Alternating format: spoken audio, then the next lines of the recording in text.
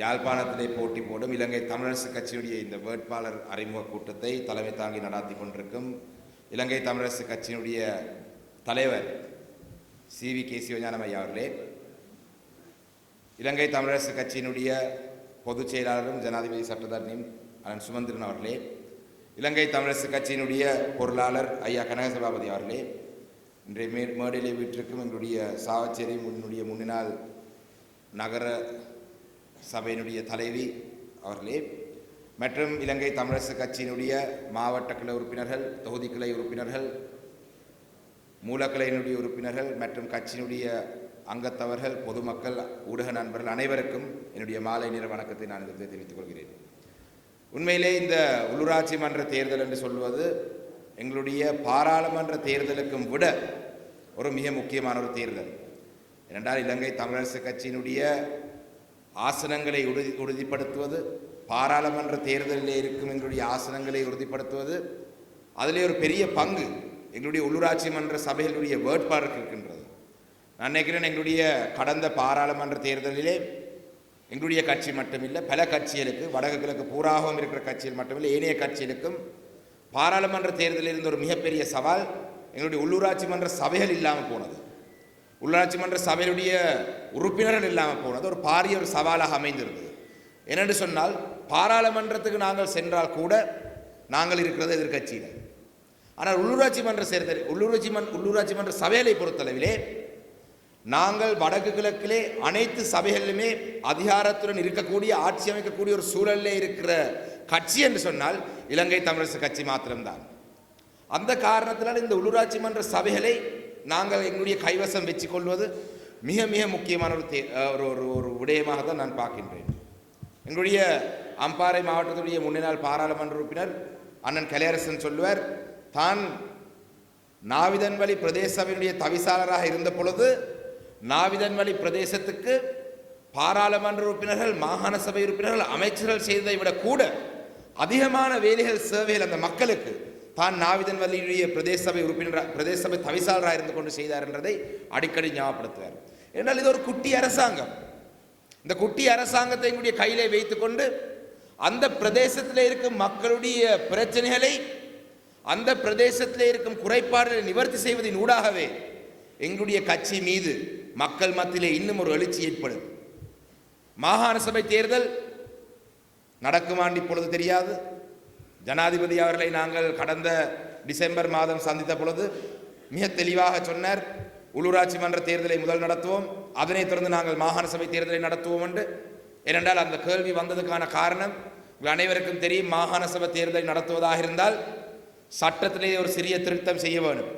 அந்த திருத்தத்தை செய்வதற்காக ஜனாதிபதி சட்டத்தரணி அண்ணன் சுமந்திரன் அவர்கள் கடந்த பாராளுமன்றத்திலே ஒரு தனிநபர் பிரேரணை ஒன்றை முன்வைத்து, அந்த தனிநபர் பிரேரணை மூன்றாம் வாசிப்புக்கும் திகதி குறிப்பிடப்பட்டு ஜனாதிபதி ரணில் விக்ரமசிங்கவினால் அதை அகற்றப்பட்டது.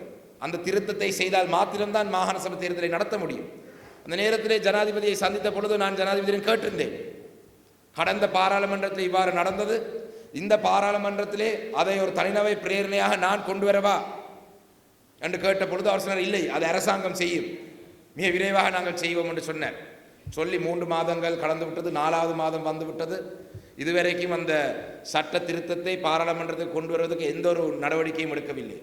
அண்மையிலே நடந்த பார்லிமெண்ட் பிசினஸ் கமிட்டி, பாராளுமன்ற விவகாரங்கள் தொடர்பான அந்த கூட்டத்திலே பிமல் ரத்நாயக்க அவைத்தலைவரிடம் நான் கேட்டிருந்தேன், இந்த திருத்தத்தை இந்த ஒரு சட்டம் மூலமாக அரசாங்கம் கொண்டு வருவீங்களா, இல்லை நான் கொண்டு வருவா, 4 மாதம் கடந்து விட்டது, கொண்டு வருவீங்களா? இல்லையா? இல்லை, நாங்கள் கொண்டு வருவோம் என்று சொன்னார். ஆனால் 2 நாட்களுக்கு முன்பாக கேபினட் பேச்சாளர் நலிந்த ஜெயதிஸ் அவர்கள் சொல்லியிருக்கிறார், மாகாண சபை தேர்தல் இந்த வருஷம் நடத்த மாட்டோம் என்று. அப்போ மாகாண சபை தேர்தலை கூட நடத்துவதற்கான இருந்த வாய்ப்பை இவர் இல்லாமல் செய்ய முயற்சிருக்கிறார் என்ற ஒரு சந்தேகம் எங்களுக்கு வருகின்றது. எது எப்படி இருந்தாலும் நான் நினைக்கிறேன், எங்களுடைய ஜனாதிபதி சட்டத்தரணி அவர்கள் அந்த தனிநபர் பிரேரணையை முன்னெடுக்கிறதுக்கான சகல ஆலோசனையும் வழங்கியிருக்கிறார். அடுத்த வாரத்திலே அந்த பாராளுமன்றத்துக்கு ஒரு தனிநபர் பிரேரணையாக அந்த சட்டமூலத்தை கொண்டு வந்தால் அரசாங்கம் அதுக்கு பிறகு சொல்றதுக்கு நொண்டி சாட்டுகள் எதுவும் இல்லாமல் இருக்கும். அதை நாங்கள் செய்ய வேணும்.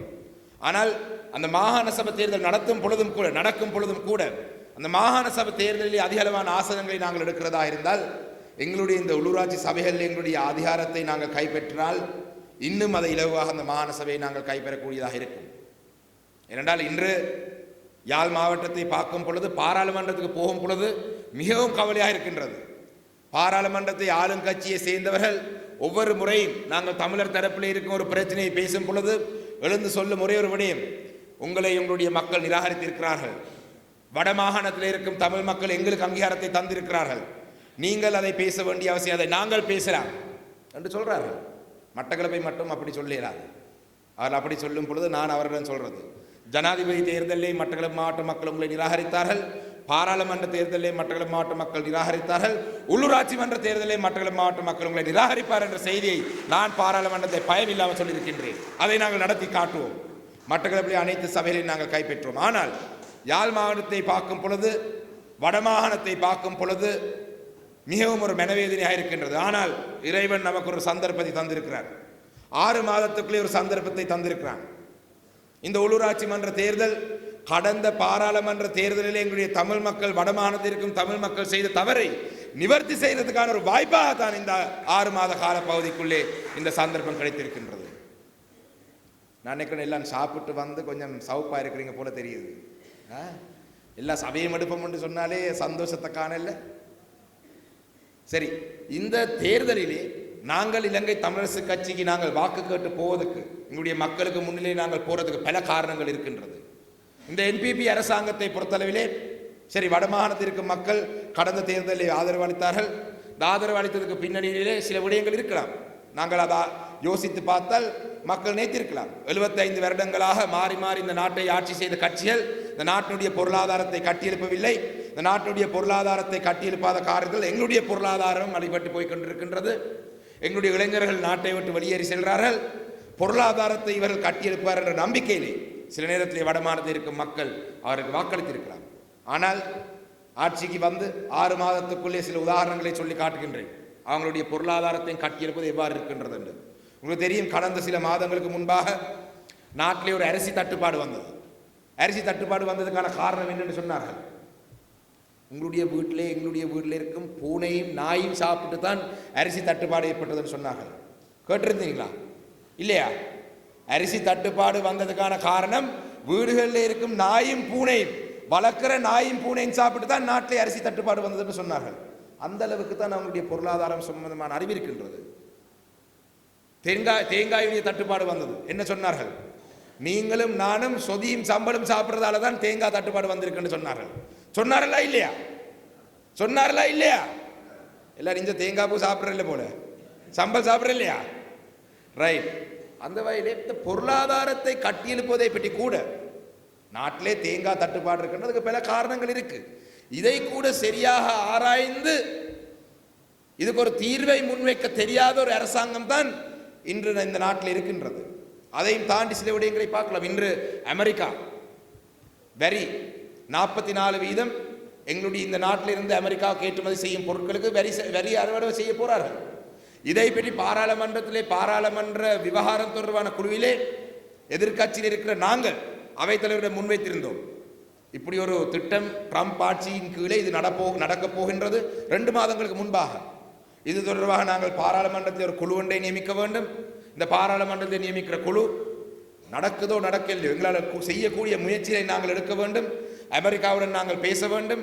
எங்களுடைய இந்த நாட்டிலே இந்த 44% வரியை அதிகரித்தால் ஆட தொழிற்சாலைகளிலே உற்பத்தி செய்கிற பொருட்கள் அனைத்தும் பாதிக்கப்படும்.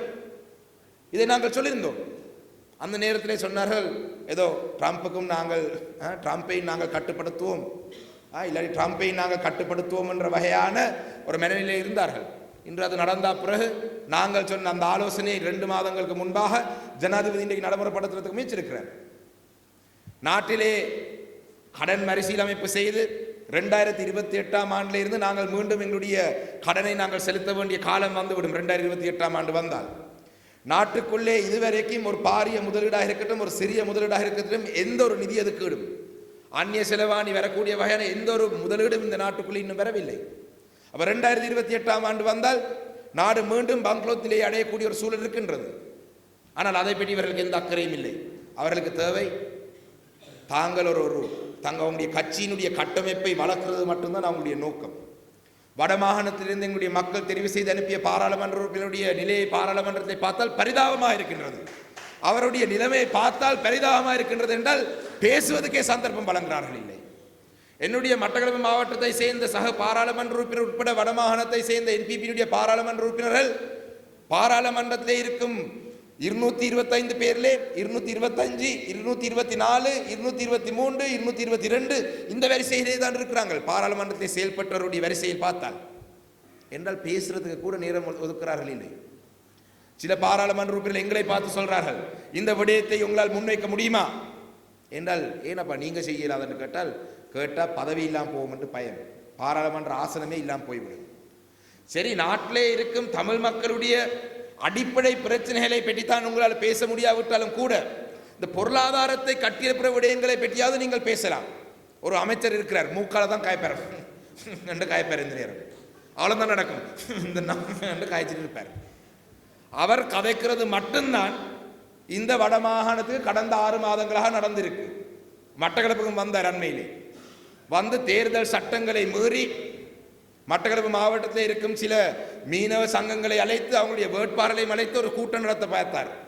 உடனே அடிச்சன் எலெக்ஷன் கமிஷனுக்கு 10 நிமிஷத்தில் அங்கே போனார்கள், ஆலயத்தை அனுப்பி விட்டாங்க. இஞ்சையும் பார்த்து செய்யுங்க. ஏனென்றால் அவர்களால் இந்த வடமாகாணத்திலே கூட நாட்டிலே பொருளாதாரத்தை கட்டியிருப்பர் என்று பேசினாலும் கூட அதோடு சேர்த்து இந்த வடக்கு மாகாணத்தில் இருக்கிற எங்களுடைய மக்களுடைய வாழ்க்கை தரத்தை உயர்த்த வேண்டும் என்றதுக்கு பேசுவதற்கு முடியாத நிலையில் இருக்கிறார்கள். வரவு செலவு திட்டத்திலே 5 பில்லியன் ரூபாய் வீதி அபிவிருத்தி கொண்டு ஒதுக்கப்பட்டது என்று பெருசாக பேசிக் கொண்டிருந்தார்கள். இந்த நாட்டிலே கடந்த 8 வருடங்களுடைய வரவு செலவு திட்டத்திலே இருக்கிற செலவழித்த வீதங்களை எடுத்து பார்த்தால் முதலீடு திட்டம், அதாவது கேபிட்டல் எக்ஸ்பெண்டிச்சர், என்ன சொல்றது, மூலதன செலவு, இந்த மூலதன செலவுகளுக்காக ஒதுக்கப்படுற நிதி பொதுவாக 55% தாண்டி அந்த செலவழிக்கப்படுறது இல்லை. அது வளமை. வரவு செலவு திட்டத்திலே 10 பில்லியன் ரூபாய் நாங்கள் மூலதன செலவு கொண்டு ஒதுக்கினால் கடந்த 8 வருடங்களில் வரலாறு எடுத்து பார்த்தால் 55% தாண்டி போகாது. அதிலே அண்மையிலே மட்டக்களப்பு மாவட்டத்துக்கு கிழக்கு மாகாண ஆளுநர் வந்த பொழுது சொன்னார், நாட்டிலே வீதி அபிவிருத்திக்கு மொத்தமாக 11 பில்லியன் தான் ஒதுக்கி இருக்கிறார்கள். மொத்த நாட்டிலே, அது கொழும்பு, கம்பா, ஹம்பாந்தோட்ட எல்லாம் சேர்த்து. இதிலே 55% தான் வேலை நடக்க போகுது என்றால் அதான் பலமையாக நடக்கிறது. இந்த அரசாங்கம் அதுக்கு மாறாக செய்ய முடியாது. வரவு செலவு திட்டத்திலே ஒதுக்குற அனைத்து விடயங்களுக்கும் நிதி இல்லை, இல்லாத நிதியை தான் ஒதுக்குறார்கள். அப்படி பார்த்தால் கூட அந்த 5 பில்லியன் ரூபாய் நிதியை 25 மாவட்டங்களுக்கு பிரித்தால், 25 மாவட்டங்களுக்கு பிரித்தால் எங்களுடைய மாவட்டங்களுக்கு அன்னளவாக 200 மில்லியன், 300 மில்லியன், 400 மில்லியனை தாண்டி நிதி வராது. ஆனால் எங்களுடைய வடமாகாணத்துடைய மக்களுடைய வாழ்க்கையை சிறந்த நிலைக்கு கொண்டு வருவதாக இருந்தால் பாரிய முதலீடுகள் இந்த மாவட்டத்துக்குள்ளே வர வேண்டும். எங்களுடைய துறைமுகங்கள் இயங்க வேண்டும், விமான நிலையங்கள் இயங்க வேண்டும். பலாலி விமான நிலையம் இருக்கின்றது. இன்று 2 நகரங்கள் இருந்து மட்டும்தான் விமானங்கள் வரக்கூடியதாக இருக்கின்றது. இண்டிகோ ஏர்லைன்ஸ் ஊடாக 2 நகரங்கள், திருச்சியும் சென்னையும் மன்னேக்கன். ஆனால் இந்த விமான நிலையத்தை விஸ்தரித்தால், இன்னும் அதிக அளவான நிதியை இதுக்கு ஒதுக்கினால், இன்னும் அதிகமான நாடுகளில் இருந்து, இந்தியாவில் இருக்கிற நகரங்களில் இருந்து விமானங்கள் வரக்கூடிய ஒரு சூழலை உருவாக்கலாம். ஆனால் அதை செய்வதற்கு ஏன் இந்த அரசாங்கம் தங்களுடைய வரவு செலவு திட்டத்தில் நிதி ஒதுக்கவில்லை?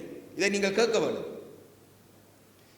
எங்களுடைய மன்னாரிலே இருந்து தலைமன்னார் இருந்து ராமேஸ்வரம் வரைக்கும் போகும் அந்த துறைமுகத்துக்கு அந்த ஜெட்டி இல்லாட்டி அந்த துறைமுகம் வந்து அந்த நிப்பாற்ற அந்த இடம் அது கட்டுறதுக்கு காசு இல்லை என்று தான் கடந்த அரசாங்கம் சொன்னது. அதனால தான் அந்த சேவை ஆரம்பிக்கவில்லை. அதுக்கு எஸ்டிமேட்டும் எடுத்து வைத்திருந்தார்கள்.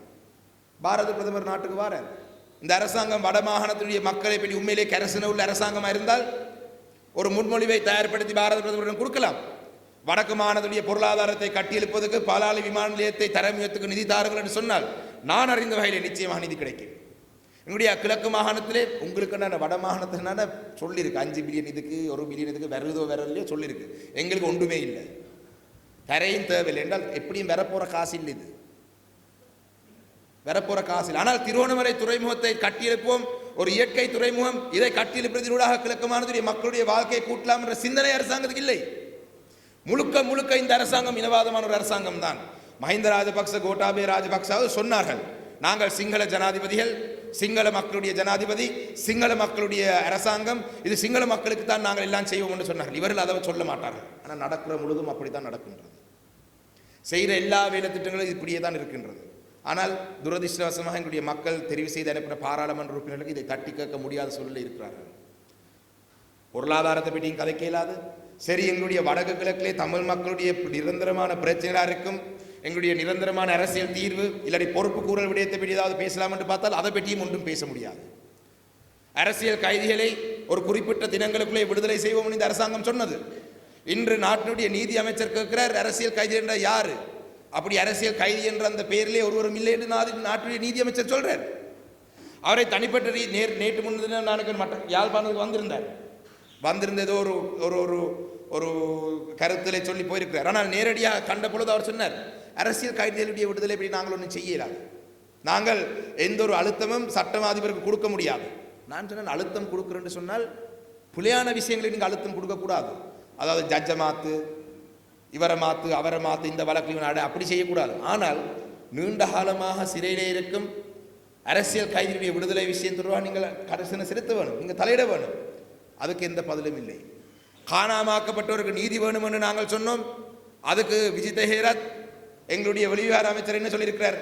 கடந்த அரசாங்கம், அதாவது பாதிக்கப்பட்ட சமூகம் நிராகரித்த அந்த பொறிமுறையை பற்றி மீண்டும் ஜெனீவாக்கு சென்று சொல்லி வந்திருக்கிறார்.